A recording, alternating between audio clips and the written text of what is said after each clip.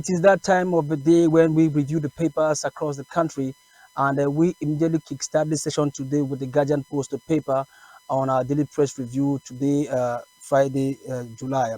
Ladies and gentlemen, welcome to our daily press review on CAM1 Radio. The frequency, of course, is 99.5 FM, and this is the People's Radio. We start with Guardian Post paper. African Union raises Akere Muna to Pan-African honor roll is the headline today on the Guardian Post paper.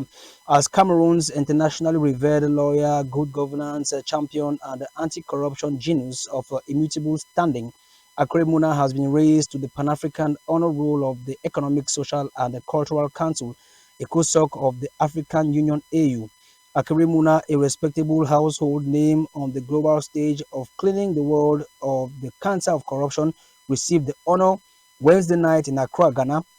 This was on the sidelines of the African Union Citizens Forum. The meeting also marked the 20th anniversary celebrations held in Accra, Ghana, of the Economic, Social, and Cultural Council of the African Union. You can read the story today on page 3 of the Guardian Post paper. The Guardian Post paper also talks about Communication Minister urges politicians and opinion leaders to exercise restraint. The Minister of Communication and Government spokesman Rene Emmanuel Sadi has, in strong terms, condemned repeated insults directed at the head of state, President Paul Biya, by opposition politicians and other opinion leaders. The reaction of the member of government is contained in a communique he issued yesterday as Mr. Rene Emmanuel Sadi, in a release, called for restraint on the part of those repeatedly depriving incentives at the President of the Republic and the state institutions he incarnates. You can read the story on page 7 of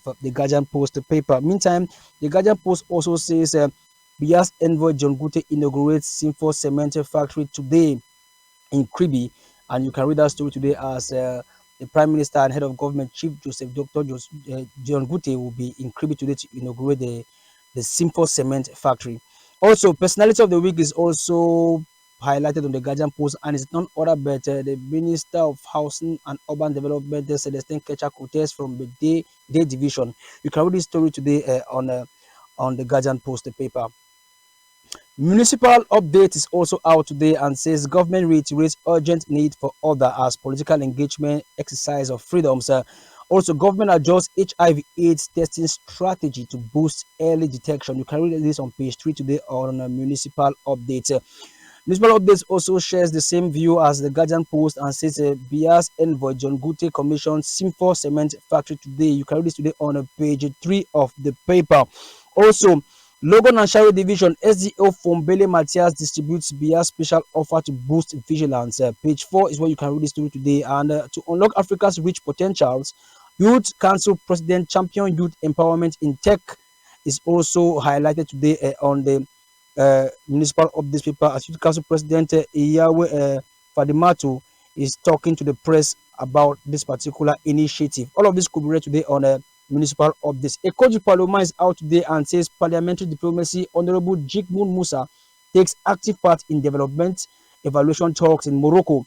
You got this on page 2 today on Ekoji Paloma. The honorable member of the National Assembly of the Goketunja North constituency of the Northwest region of Cameroon recently took active part in an in-person meeting of the African Parliamentarians Network on Development Evaluation.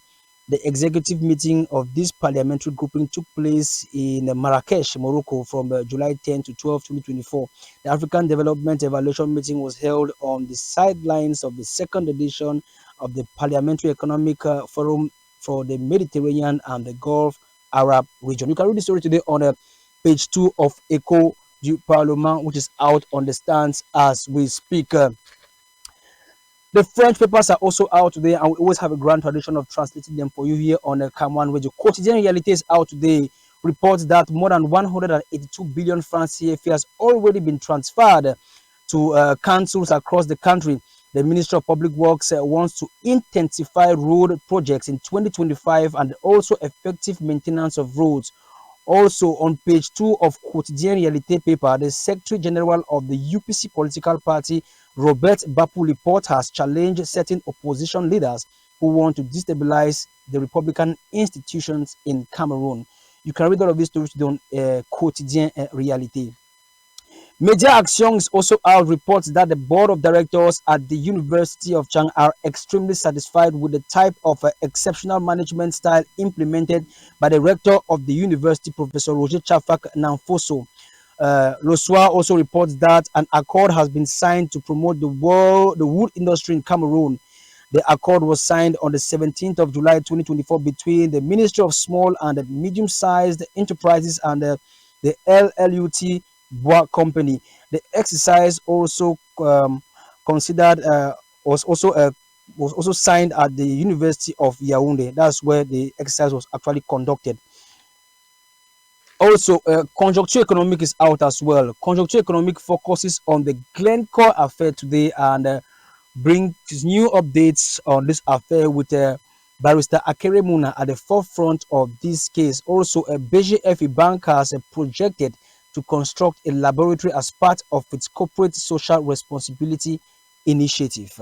Camel Press is also out today. Camel Press focuses on ministerial focuses on minerals today rather, as gold has skyrocketed on the international markets with an ounce of 2,500 and $445 as for 1 ounce of gold on the international market, $2,451 rather for 1 ounce of gold on the international market, as reported by Camel Press. Labour de Jeune is also out today, focuses on telemedicine, which is reported to be gaining grounds in Cameroon and it's a tool for modernization. You can read all of this on page 3. Everything you need to know about telemedicine can be read today on page 3 of La Voix des Jeunes. Horizon is out today, profiles a young entrepreneur by the name of Karim Mongwe, the founder of Karimo Empire, which is specialized in beauty products.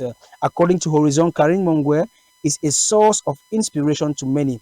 On page 7 of Horizon, Minister René Manuel Sadi says Cameroonians have the right to freedom of speech without any restriction, be it to approve or disapprove government actions. You can read all of this today on Horizon paper, which is out on the stands as we speak. Informaten is also out today. Informaten says Minister of Trade and Commerce Luke Magra Bagatangana says cocoa and coffee without deforestation is the Cameroon which will be ready soon.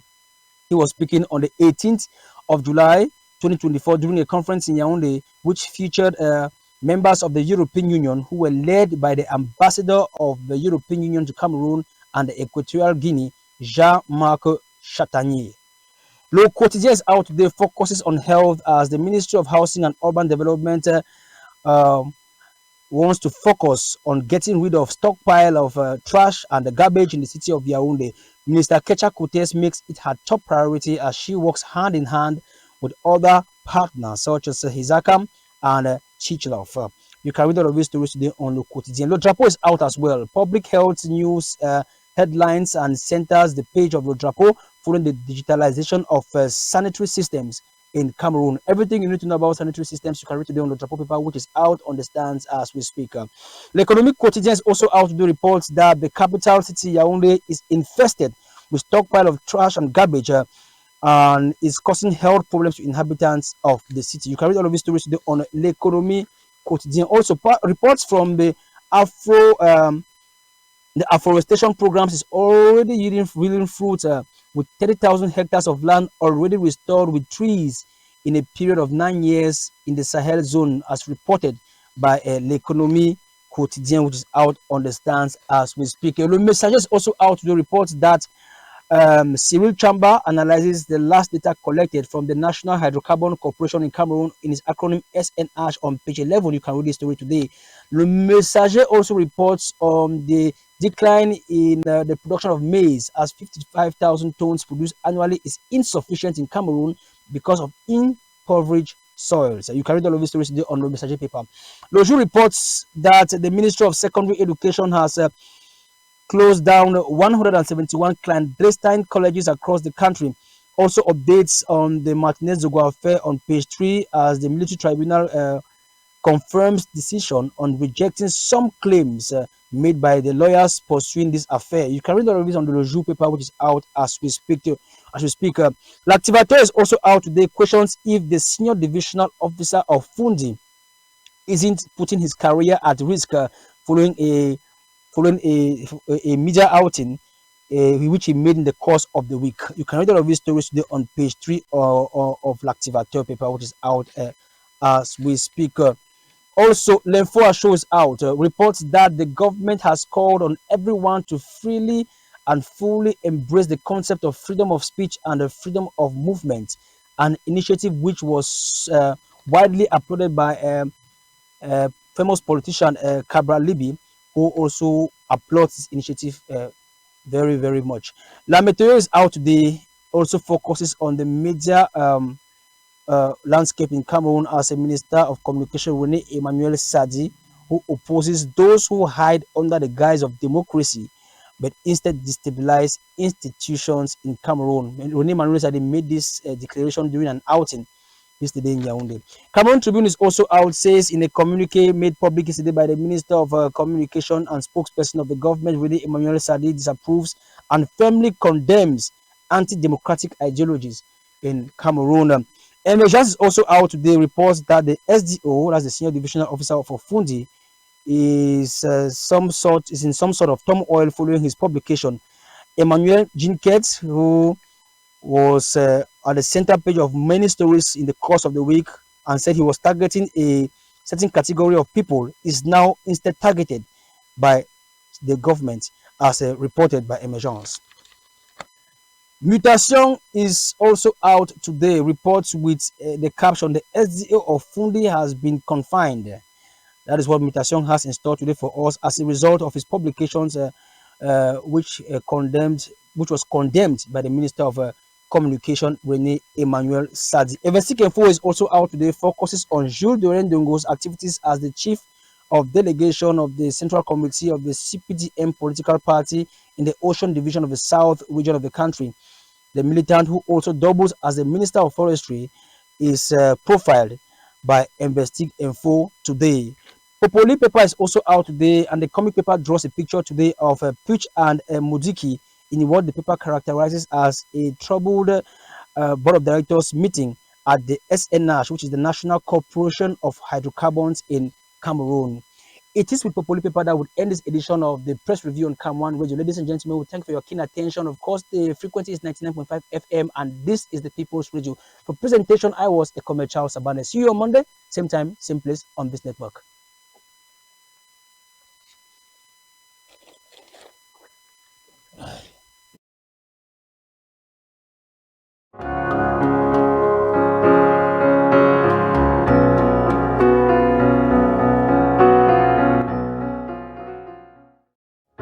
One of the most interesting things about being an international student in Canada is the opportunity to take on part-time jobs. These part-time jobs can help you ease with the cost of living and studying, and they are so very flexible that it happens mostly in the evenings and during weekends. Before we dive into the video, please do want to subscribe, to share, to comment, and to watch the video till the end. Today we are going to be exploring some top part-time jobs for international students in Canada. So let's dive into it.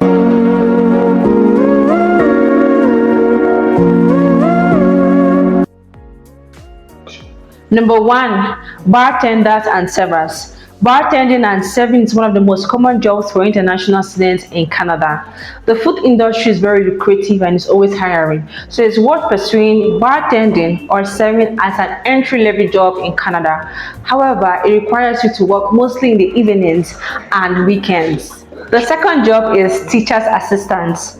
Many schools and professors hire teaching or teacher's assistants to assist them in their duties in the course of the term. The duties may include tutoring students, updating grades, creating lesson notes, and so on. Most often than not, the requirement for this job is for you to have completed at least a year in university or college and have great organizational skills. 3. Uber or Lyft driver.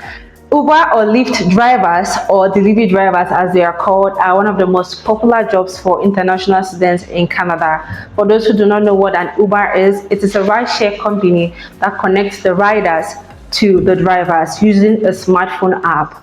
And for you to be eligible to take on this kind of job, you must have a dependable car, a smartphone, and be at least 21 years of age. So if you fit into all of these categories, then you've secured yourself a fun job. The fourth is a nanny. Do you have experience taking care of children or love being around children? If so, if your answer is yes, then a nanny is a great job for you. Most parents look for nannies to take care of their children, pampering them, picking them from school, or even assisting them with their homework, or telling them stories and entertaining them. If you fit in this category, then a nanny is a fun and short job for you. Your best way forward is to research local organizations and businesses both on and off campus. We hope this video we've put together for you helps you in your job search as an international student in Canada. We wish you the best of luck in your study abroad journey. Before you go, do have to subscribe, to share, to comment on our YouTube videos, and check other videos that may interest you in your study abroad or travel abroad journey. Globus Education Systems.